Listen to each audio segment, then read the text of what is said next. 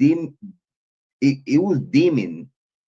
I felt that my, like, I guess my heart and my soul at one point, I was like so frustrated, I guess, and so like in a funk. I guess I was just in a funk. And when I snapped out of it, I realized like I need to stop talking about this case. Let me just, cause I feel so emotionally attached to it. I need to stop. Mm-hmm.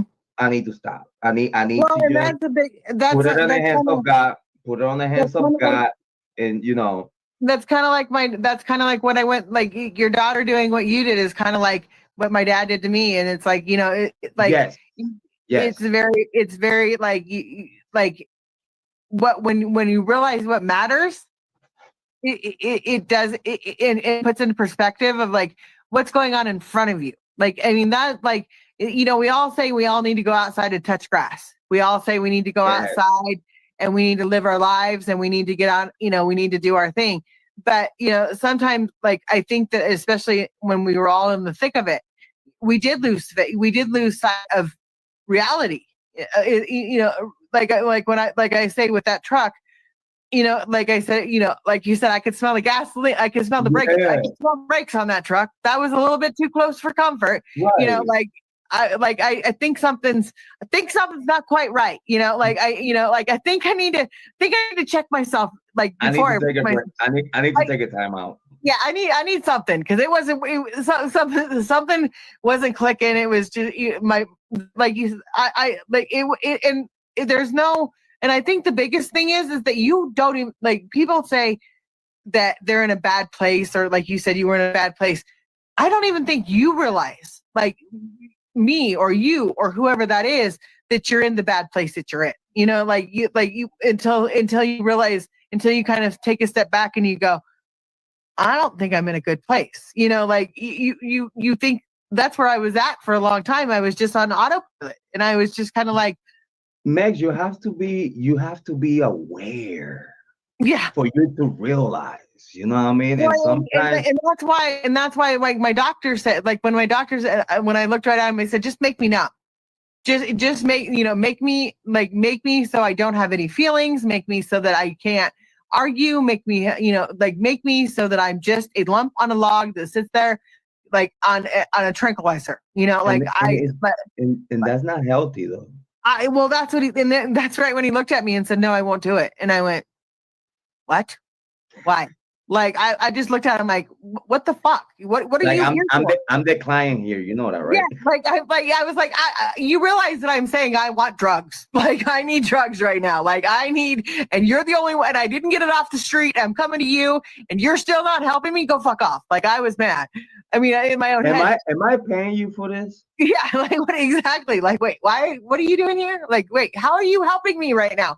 I was like, no, that's not how. No, I'm gonna. You have to feel it. I was like, no, I don't want to. But I really did have to, like, and that's what I'm saying. Like, I think we all, like, what you're saying is that we all got to that point, in our own, Yes. like, like, I had my drama, you had your drama, someone else had their drama, and and like I was saying, we all had our drama, but we all had our own personal grievance, our own personal life issues happening too. And I think that we, like, and like, like I said, people got divorced, people have moved on, people are no longer on this platform. And that's a huge thing, is that, the Kiely Rodni case took it by storm. There was no, this was huge.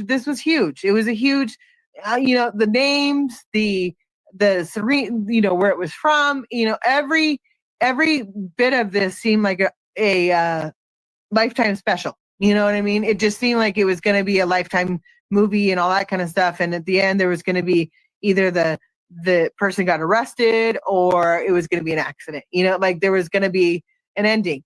Well, I still, to this day, I can't, like, I used to love to watch, like, 48 Hours Mystery and Dateline and all that kind of stuff. I still don't watch it.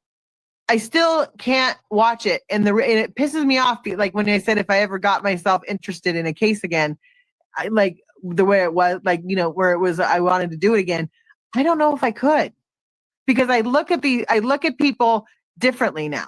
Like I, You you know, know, like I you look know at that them I like, haven't. You know that I haven't finished the Adventures with Purpose documentary. I have not. I have not finished it. Like, and it's not that long, but it gets to one point of the show that I just can't watch no more. well, and it gets to a lot of what happened back then. You know, we watched it like on pins and needles and everything else, but now we look back and it's like like at the time it seemed like the world was ending. You know, like we didn't have we like this is what we were meant to be doing, when in reality we are just people. We are just people that are nothing to anybody. You know, and when I look at like when if I were to turn on my TV right now in front of me and I were to look on Dateline and watch Dateline mysteries or whatever, and the first thing comes up is a missing girl at the lake. It's like I can't do it.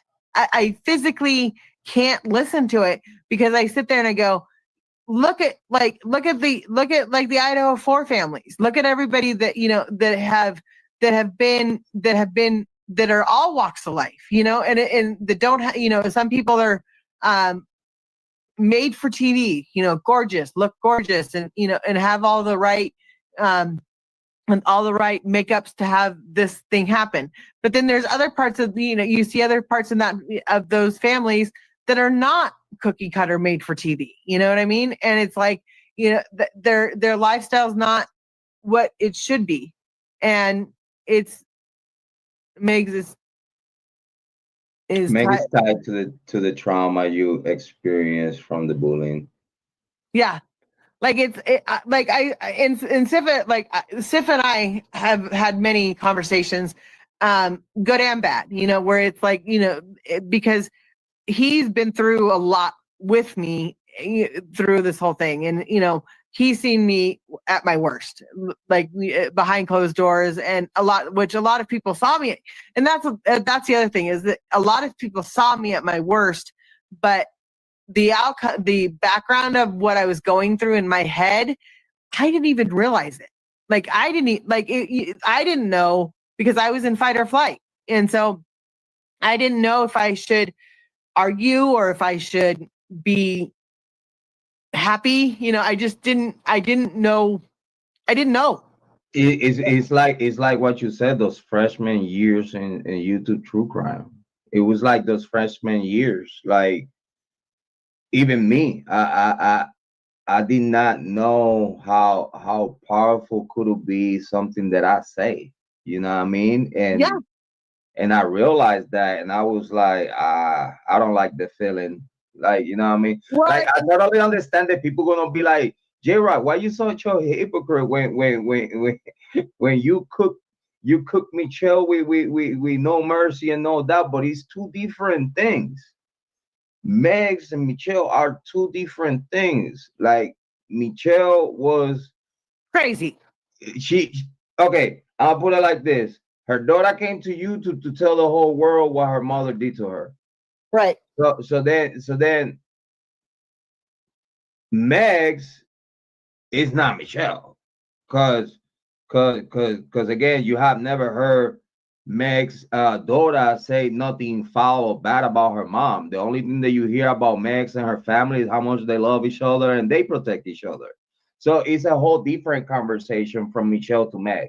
Like, you realize with Megs that she actually has a good heart, that she actually doing certain things that some people will say naive or whatnot, and this and that. But at the end of the day, she don't have, like, no one could say that it's a proof of maliciousness or any wrongdoing there with Megs. So that's why with Megs, I take the stand like, yo, yeah, I fucked up at some point, and I shouldn't done it, and I should make it right. I should approach, and I should try to make it better. And that's what it got me at this day today, being her friend, which I consider my friend. You know what I'm saying? And I take that like with the whole full sense of the word. Like, at this day today, I can say I consider myself a friend to Max. And why I consider myself a friend? Because I know that if I ever have to do something for her, or she ever needed my help on something, or she tell me, hey, J Rod, I really need you to do me a favor if you can.